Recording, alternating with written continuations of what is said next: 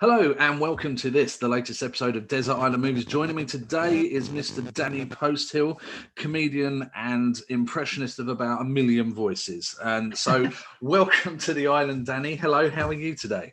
I'm good, mate. I'm actually quite excited about all this, you know, because obviously there's certain films I've actually chosen for this, which I haven't watched in ages. But when you start talking to them, you sort of reminisce, and you actually, it's like, you know, like when you're talking to your mate in a pub about like a sort of, you know, a sitcom that you've watched.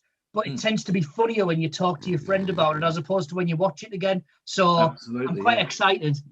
This is good. Well, this is all right. Well, welcome to the island anyway. I hope you like my... It looks really nice, mate, to be honest. Yeah, I'm actually not in lockdown at the moment. I've nipped off to an island, you know. Well, I was going to say, it is very COVID friendly where you're at, isn't it? Yeah, there's no one. Yeah, I mean, there might be the odd wild boar, but you don't know whether they've been tested or not, do you? Well, exactly, yes. And I don't really want to get bitten by a parrot either. So, because who knows what happens. Yeah. Or sneezed but do be careful because they may repeat some of this. Yeah, they might. Exactly. Yes, exactly. Anyway, well, thank you for joining us today. No worries. Pleasure.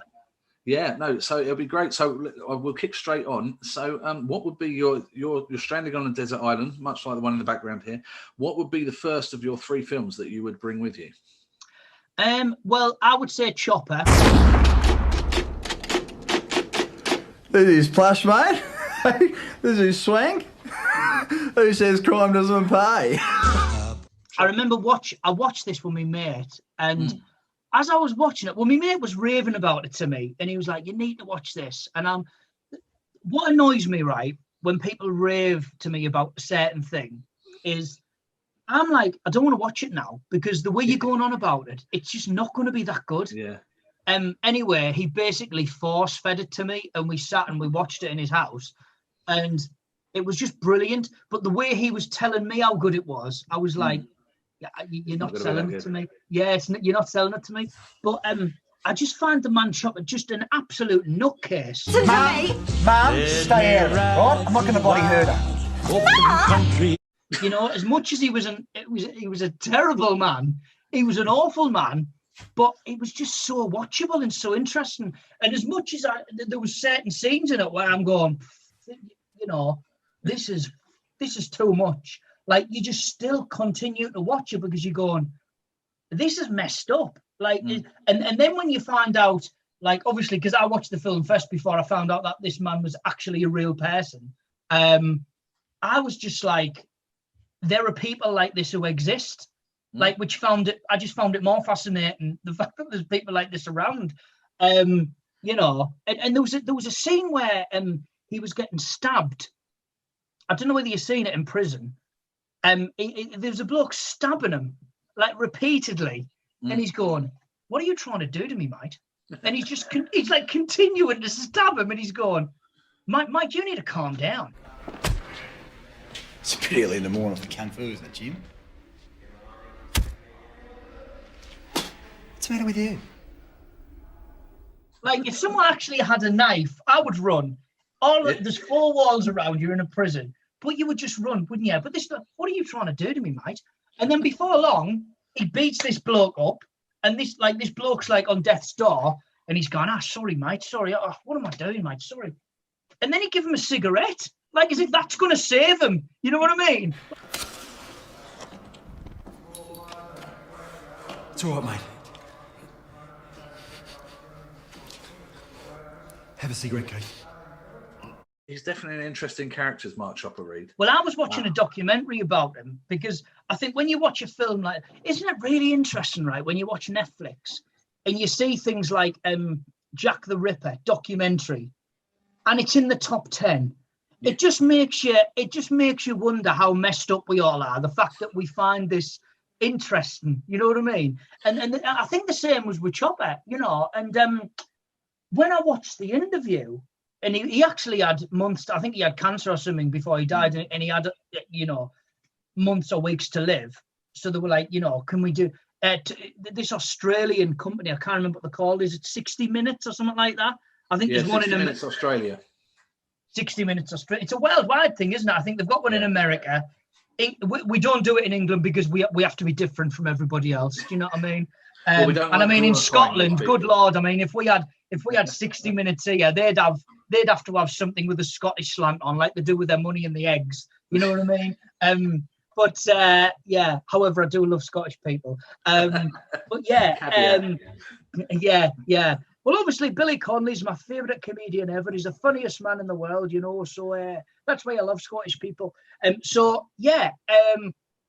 saw this interview, and the woman on it, I can't remember her name, but she's a very, very good presenter. I love her. And she was like, "So, Chopper Reed, you killed people, and you openly admitted to killing people." And I think this was like the second person that you killed, and she says to him, "So you openly admitted to killing this man. Why did you do it?" And his reply was, "Because the bloke was a turd." And I just thought, like, that is his response in court? Like, he's there in court, you know. "Do you plead guilty or not guilty, Mr. Choppery?" "I plead guilty, Your Honour." "Why?" "Because the bloke was a turd." Like, you know what I mean? Like, there's no excuse for doing anything. You can imagine it. You can imagine the defence attorney going, "Yeah, I know what you mean." Yeah, I mean, I work with him, and the amount of times I've just wanted to do it, you know. But fair play to you, mate. You had the courage to, you know, just take it upon yourself to do that, you know. Fair play. Write a book, get a film out about you, and it's crazy, isn't it? You know, with all those things that have gone on. But it was just an eye opener for me, because I think when I watched that film, I think I was about. To be honest, I do want to watch it again. Now we're talking about.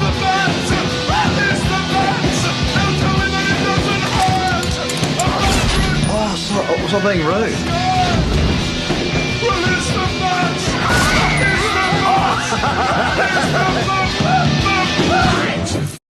Absolutely. So while I've got you here, you've done a couple already, but I can't have you on without you doing some impressions of some of our favourite people. So, and what their films would be. So, I don't know. Who should we start with? I don't know. You pick. You sort of half know me repertoire of people. Sorry, I'm having a beer if you don't mind. It's Saturday night. That's fine. Yes, I'll let you have a beer so you can get ready while you're ready. But yeah, well, you know, my personal favourite has always been Mr. Michael McIntyre. Your Michael McIntyre is something special. Well, Michael McIntyre, I think, would be fantastic in a Rocky movie. Because what I love about Michael is his head movement. His head movement is so good. I mean, Ivan Drago at the beginning of the fight, they are there. They're touching gloves, and Ivan Drago saying, "Michael, I must break you." And I'm like, "You go ahead. You try to break me. There is no way you are going to hit me. And when he gets me in the corner, I will skip away. There will be no way of him defeating me. And then when I've finished, I shout, 'Adrian, we've done it. Yes!'"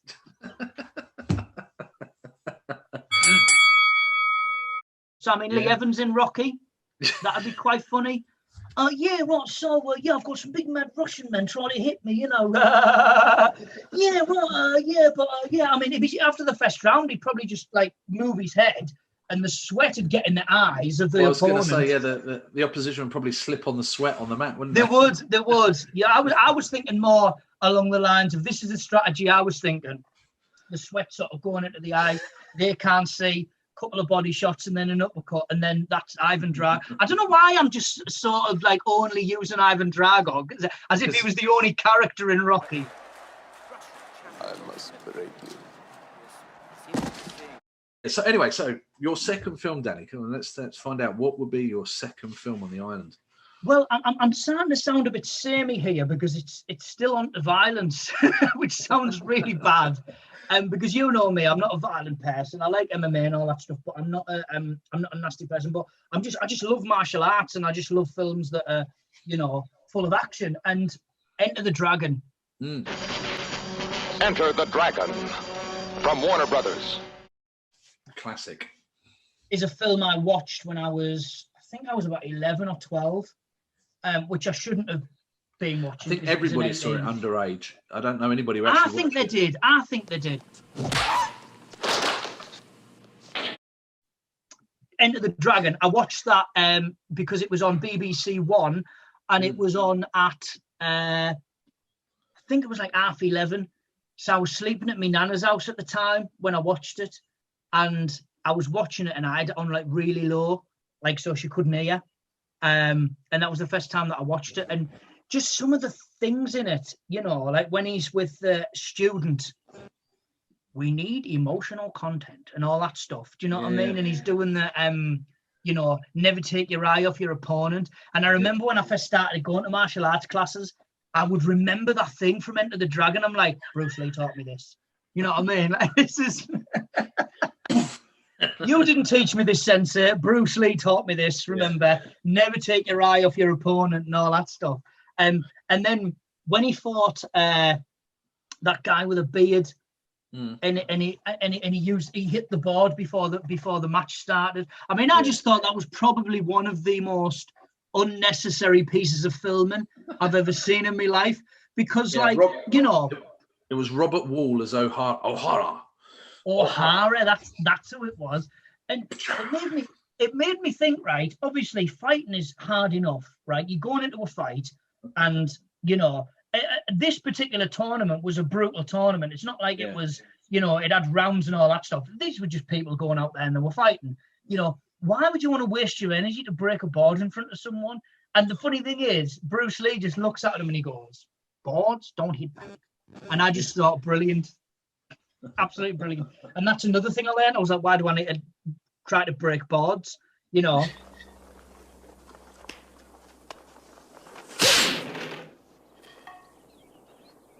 Boards don't hit back. But I mean, everyone asks the question, don't they? You know, Bruce Lee, you know, would he have been world champion if MMA was around then? It's an interesting idea. I mean, who knows? I mean, you know, Bruce Lee was that good. He was. That good. Yeah. He was. And there was talk that he used to slow down his moves for the camera because he was too fast. Yeah, he used to have to do that for Green Hornet and things like that when he was recording that, because he was just too. There's a very famous bit. In fact, they put it in the film Dragon, the Bruce Lee story. There's a bit where he breaks it. They just asked him to break into the door and come and rescue the main guy, and he does this great big scene of smashing the door in and taking out the lights and doing this, doing that. They had to refilm the whole scene because he did it so quick and so much that they didn't have the cameras in the right positions. Really? Yeah. Wow. He was just a legend, wasn't he? You know, he was just. He was. I think everyone. What's your favourite scene in Enter the Dragon? My favourite scene has got to be, and I think this is a lot of people's favourite scene, is the mirrors.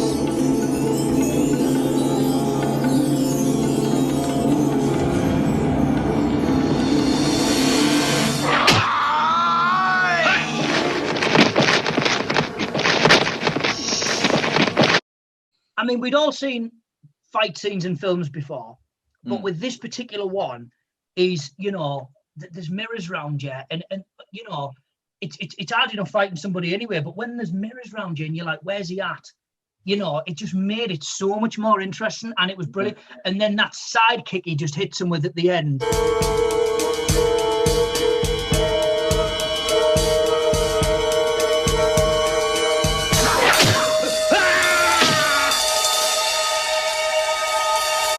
Yeah. I'll tell you what would have been really interesting at that point is having John Motson do the commentary, having Motti do the commentary. Well, obviously, as you can see, that you know, Bruce is trying to find his opponents, and and he's found him. And he's hit him with a side kick. What a beautiful side kick, and that's got to finish it. That has got to be the end. It would definitely be interesting. Or even Peter Dixon, if he didn't do the trailer, him trying to creep around like Bruce Lee. Could you imagine? Yeah, because I mean, he would never be a good spy, would he, Peter Dixon? No. You know, like obviously, you know, when you get the people, you know, and then they've got the the speakers or the walkie-talkies. Yeah. You know, I'll meet you over there. Throat mics, yeah. I'll meet you by the bridge or whatever. Do you know what I mean? Yeah. Peter Dixon, I'll meet you by the bridge. Oh no, you've been shot. They must have heard me. It just wouldn't work, would it? No. I think it'd be great that though, just to put these people in these particular films, absolutely. I'll tell you who'd be brilliant in a film. I think he'd be quite a good villain as well. Would be Gary Barlow. Gary Barlow is a Bond villain or something. Gary Barlow. Yeah, I mean, what would he say to the Bond? It's been Well, a it'd take while. about 45 minutes to get to it. He would. It's been a while meeting you, Mr. Bond. And before then, his Bond's just killed him. That's it. You know, he hasn't even told his guards to get ready.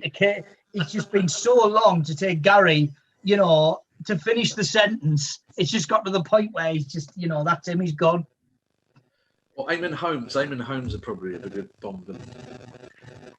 I've got to say, it's been quite a dreadful time recently. Soda's Ruth, Soda's, and I've got to say, when it comes to the wee baddie that's over there, he's a terrible man. He's a terrible man, so he is. But we'll sort this out after the break. He just wouldn't be able to get out of his presenting ways, would he? Yeah, we'll sort him out after the break. You know, he just wouldn't be able to get out of his presenting ways, would he? Yeah, and then he'd probably was his right-hand man. He'd have Dom Littlewood from Cowboy Builders. Now, after the break, I want to make sure that I catch this villain. But what I want to do is I'm going to chase him to the point where everyone knows he's the bad guy, but do nothing about it. Superb. That's what he does, though, doesn't he? You know, you're thinking, oh, like when you used to watch Cowboy Builders, you're like, oh, he's got him, he's going to get, oh, here we go. This bloke's life's ruined, and rightly so, because he's put this old woman into debt. She's used all her life savings for this kitchen that he was meant to build for her.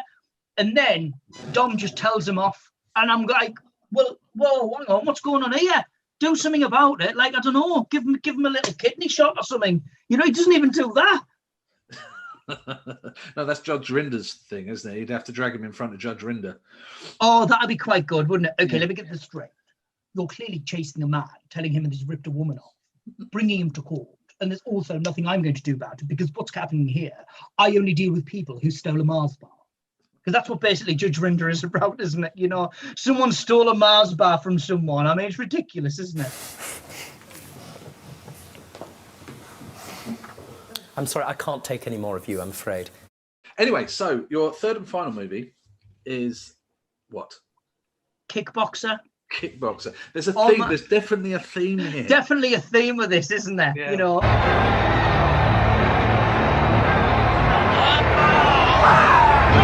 The movie group presents Jean-Claude Van Damme in Kickboxer.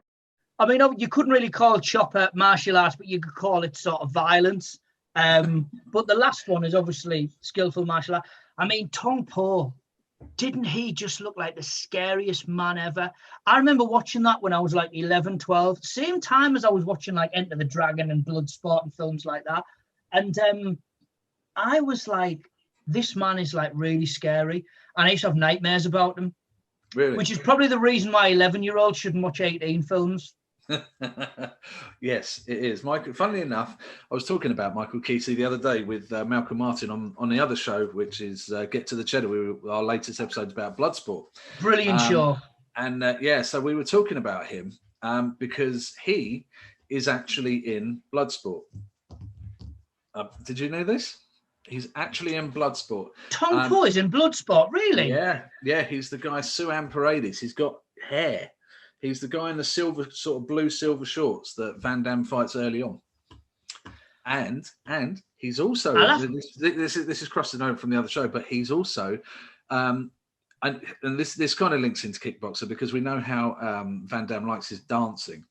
The first film that Van Damme that scene, the drunk was scene. Just me and my mates used to reenact that scene. It's the clap. If you're going to get that right, it's the clap, isn't it? You know, the It's all right.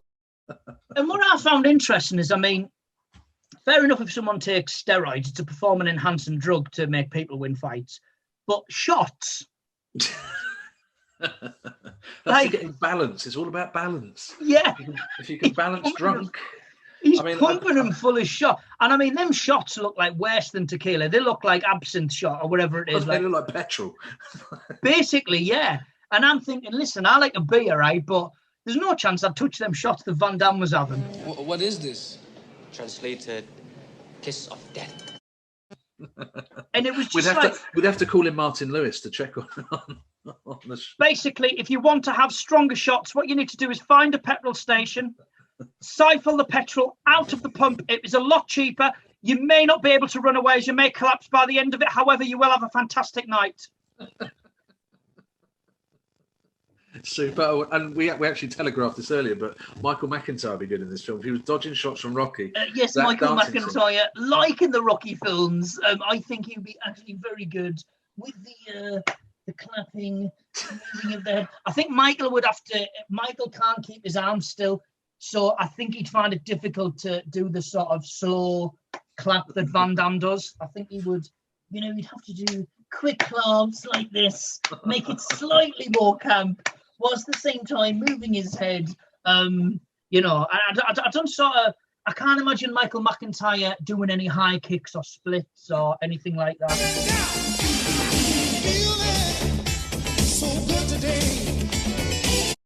Yeah, Kickboxer is a cracking film.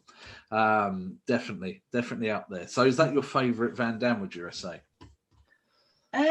Probably, because it was something that I sort of, it's a film that I'll never forget that he was in. And then from that particular one, I mean, to be honest now, I watch films and I just watch films to watch films. Whereas back then, I used to watch a film because it had somebody in it who I really liked. So, Kickboxer was my first introduction to Jean-Claude Van Damme. So I would see him and I'd go, oh my God, this film's amazing. And then I used to go to this place called the Entertainment Zone, which sold secondhand videos. And I used to buy them with my paper round money when I was like 15, 16. And I used to end up getting all the Van Damme, like obviously Bloodsport. What's the one where he's got a twin? Is that Double Impact? Double Impact. That's actually, one. After Double Impact, it was virtually every film he was in. But yeah. A whole series of films where he had a twin. Universal Soldier, Street Fighter. Oh. Now that's an interesting one because I actually looked up the sort of behind the scenes of what went on Street Fighter. And I can see why the film didn't live up to its expectations. Again, this is something we did cover on Get to the Cheddar. To suggest that he might have been a tiny bit chemically enhanced during that performance would probably be an understatement. Yeah, I think we sort of established that when we watched it. But it was just, the thing is as well, right? Street Fighter at the time was as big as what Call of Duty is now. Yeah, if not bigger. The video game, I mean.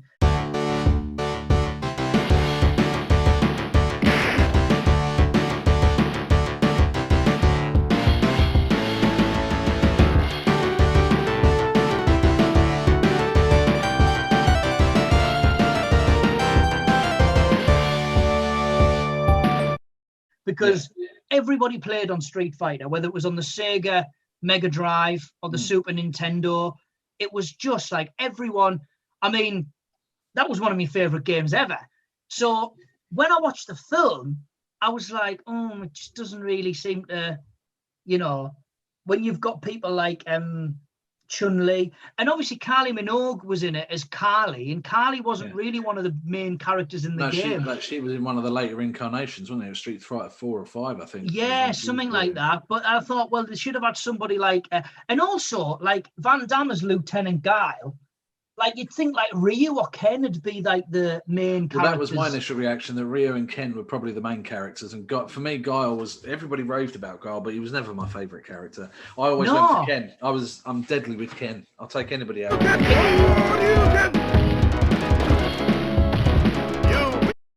But no, it was for Street Fighter. I was like, well, why is Guile like one of the main characters? That was my issue with that film. But Kickboxer was what introduced me to Van Damme. Yeah, Van Damme. Yeah, it's going to show my age. I saw Kickboxer at the cinema. I actually saw that in the cinema on Oxford Street when it first came out. So I'm a little bit older than you, clearly. Yeah. So that must have been brilliant watching that at the cinema when it first came out. I saw that and Bloodsport in London because where I used to work in London. I used to work in video editing and post-production stuff. And I was earning this money. I was like 17, 18 years old. Was earning all this money, and I'm like, well, I'm off to the cinema after work because I can. Because I'm I've got a cinema ticket. I've got no bills. I've got no stresses. I've got no worries. So I'm off to watch Kickboxer. So I went off to go and see Kickboxer, which was brilliant. Roadhouse was another one I saw out there. Roadhouse, yeah. But you know, with the guy who was training Van Damme in that film. What was he called again? What was his name in the film? Oh, what, the actual old dude? Yeah. Zien. Now, what were your first thoughts when you saw him? Mr. Miyagi. Exactly.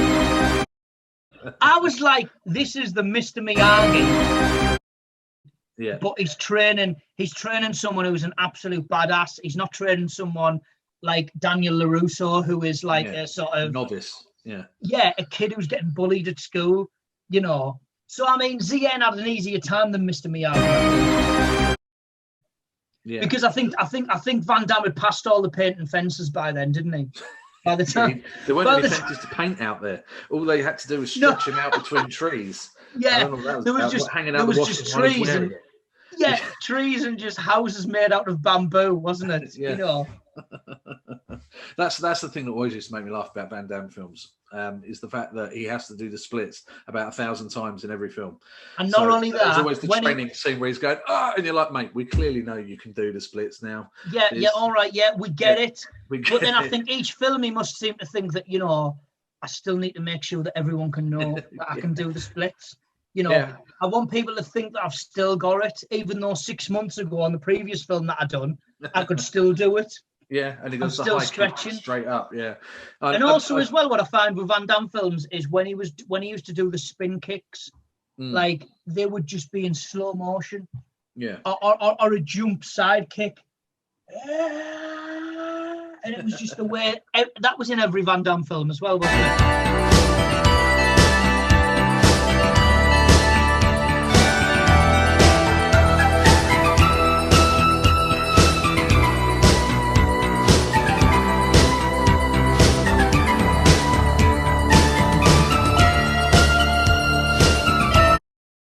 So we're almost there now. The only other thing I forgot to remind you about, so you're probably going to sit and go, "Oh, I don't know now," is what movie music would you take with you? Oh, you see, now this is a very, very good question. Movie music, does it have to be from a film that I've chosen, or can it be from any film? No, it can be from any. It can be any soundtrack or anything you want. Kumite, Bloodsport. I'll fight to survive.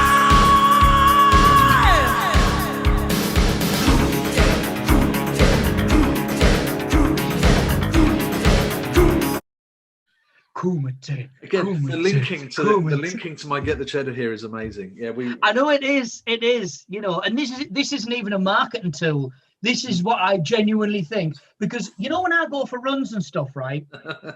I listen to Feeling So Good. Listen, the Rocky stuff has got to be in there.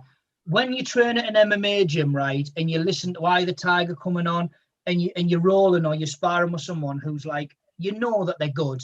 You're thinking, oh, did they have to play this? They might as well have just give them steroids. Do you know what I mean? Because it's just going to make them better. Because it just pumps people, doesn't it? Yeah, I mean, my personal favourite, and as you know, I've worked in the MMA industry, my absolute favourite, in fact, any boxing show or anything like that, is when a fighter walks out to Eye of the Tiger, you know, in a kickback, right? They walk out to it and you go, mate, you better be good.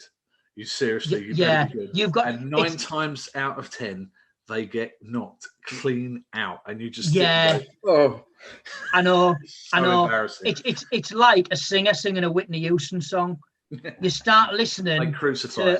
You start listening to, you know, The Greatest Love of All, or I Have Nothing, or something like that, and you can see the music starting to play, and they look beautiful, and you're going, you better be good. And they're not, and you're going, oh my God, we need to leave, please, we need to leave. This doesn't sit right with me. Do you know what I mean? It's like that. But on my playlist when I go running, I listen to like Feeling So Good Today. You know, like when he's doing the dance of kickboxer, I listen to that. I listen. Why would you? Why? I don't know. It just is that so you can sashay I get a down buzz. the street? I get a buzz when I'm running, right, about Van Damme kicking all these people's asses, and it just makes me feel good. And then like and obviously Kumite as well, you know, because when you listen to the song and you see all the clips of the kicks and the throws, and you know what I mean, it just looks brilliant. Oh, man. But what I also do as well, do you know one of my favourite songs what I go running with? One of my favourite songs is when I'm running. If I'm feeling like I can't be bothered, Real American Hulk Hogan. That's a game changer. But you're not. I know I'm not, right? But Matt, come on.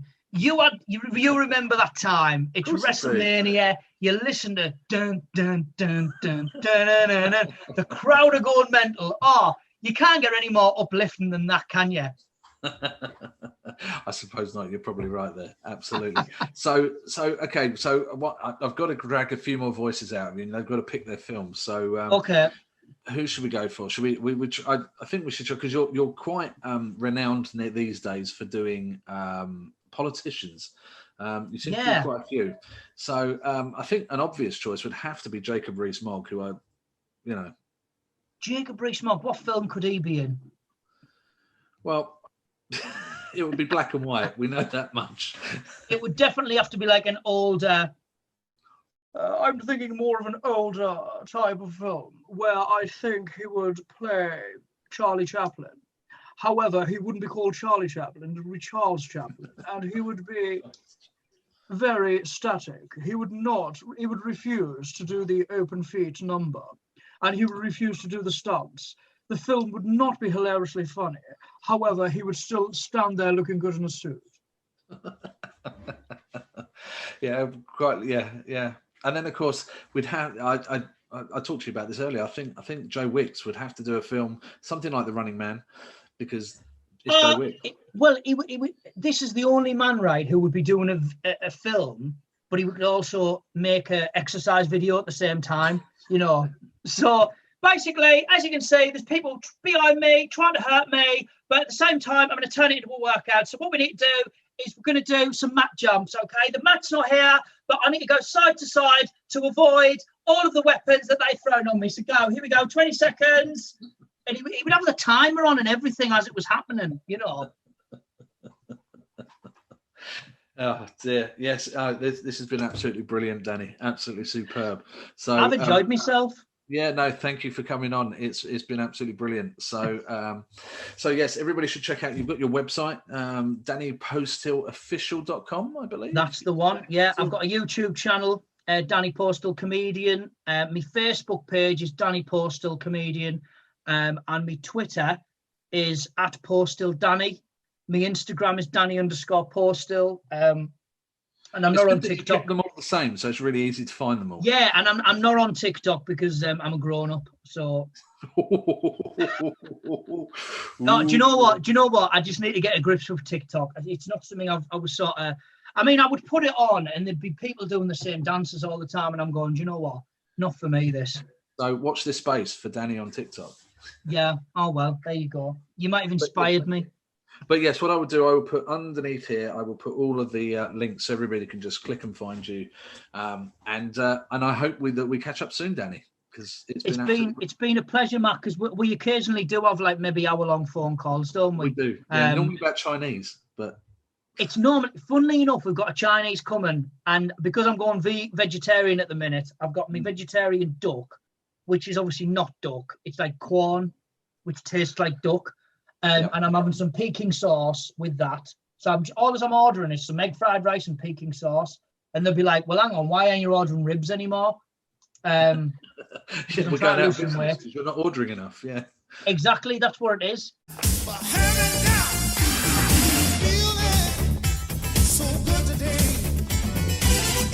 Yeah, so anyway, so thank you for coming on. And we'll catch up soon. Lovely stuff. Thank you so much for having me on, mate. And all the best with everything. Thank you. Yeah. You know who we did miss, though? We did miss Dara Briain. What film would he do? Dara Briain, I think, could have played Liam Neeson's part in Taken. That particular scene, I don't know who you are, but I will find you, and I will kill you. Good luck with that, mate.